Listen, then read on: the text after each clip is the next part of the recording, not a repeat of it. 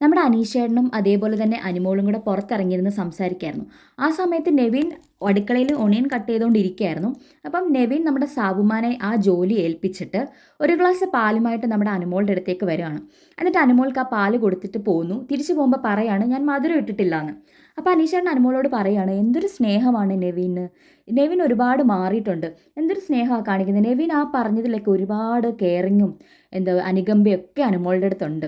അപ്പോൾ അനുമോൾ പറഞ്ഞു ഞാൻ താങ്ക്സ് പറഞ്ഞില്ലേ, അത്രയൊക്കെ മതി ചേട്ടാ, ഇതിൽ കൂടുതലൊക്കെ പറഞ്ഞു കഴിഞ്ഞാൽ നമുക്ക് അവരുടെ അടുത്ത് നിന്ന് പിന്നെ ഒരു വിഷമം കിട്ടുമ്പോൾ നമുക്കതൊരു വലിയ സങ്കടമായിരിക്കും എന്നൊക്കെ അനുമോൾ പറയുന്നുണ്ട്.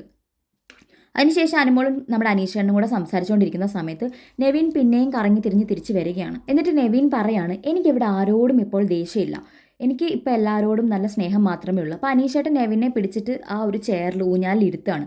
എന്നിട്ട് നെവിൻ പറയാണ് എനിക്ക് ഇപ്പോഴും ഇവിടെ എല്ലാ ആൾക്കാരും അങ്ങോട്ടും ഇങ്ങോട്ടും ചെളി വാരി എറിയുന്നുണ്ട് ദേഷ്യം മനസ്സിൽ വെച്ചിട്ട്. നമ്മുടെ ആദിലേനെ നൂറേനെ ആണ് കേട്ടോ പറയുന്നത്.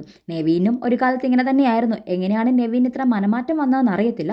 എങ്കിലും നെവീൻ പറയാണ് ഇവിടെ നടന്നത് എല്ലാ കാര്യങ്ങളും ഞാൻ പുറത്ത് ഇവിടെ വിട്ടിട്ടേ ഞാൻ പോകത്തുള്ളൂ. ഞാൻ നാട്ടിൽ ചെല്ലുമ്പോൾ ഒരു ഡിസംബർ മാസത്തിൽ ഒരു ഹൗസ് ബോട്ട് പാർട്ടി വയ്ക്കും, എല്ലാവരെയും വിളിക്കും, എല്ലാവരും വരണം.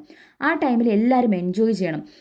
നമ്മുടെ സീസണിൽ അങ്ങോട്ടും ഇങ്ങോട്ടും ദേഷ്യം കാണുന്നൊക്കെ ഒരുപാട് ആൾക്കാരുണ്ടാവും എന്നൊക്കെ പറയുന്നുണ്ട്. അപ്പോൾ അനുമോള് പറയണേ എനിക്ക് അങ്ങനെ ദേഷ്യമൊന്നുമില്ല, ആദ്യമൊക്കെ ഞാൻ വിചാരിച്ചു ആരോടും മിണ്ടരുതെന്നൊക്കെ, പക്ഷെ പുറത്തിറങ്ങുമ്പം ഇതൊക്കെ മറക്കും.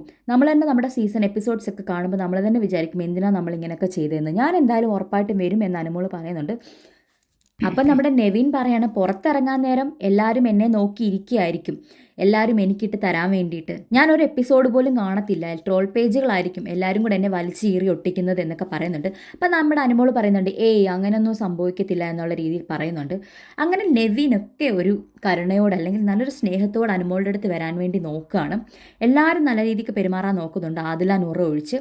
ഒരു പ്രശ്നം നടന്നപ്പോൾ ഏറ്റവും കൂടുതൽ അനുമോളെ കുറ്റപ്പെടുത്തി അവരെ ഏറ്റവും മോശക്കാരിയാകാൻ ശ്രമിച്ച രണ്ടാൾക്കാരാണ് ആദില നൂറ. പക്ഷെ എല്ലാവരും അങ്ങനെ ചെയ്തില്ല, നെവിനൊക്കെ നല്ല മാറ്റമുണ്ട്. അപ്പം ഇത് കണ്ടപ്പോൾ ആദില നൂറയ്ക്കൊക്കെ ഇച്ചിരി പേടി വന്നു തുടങ്ങി.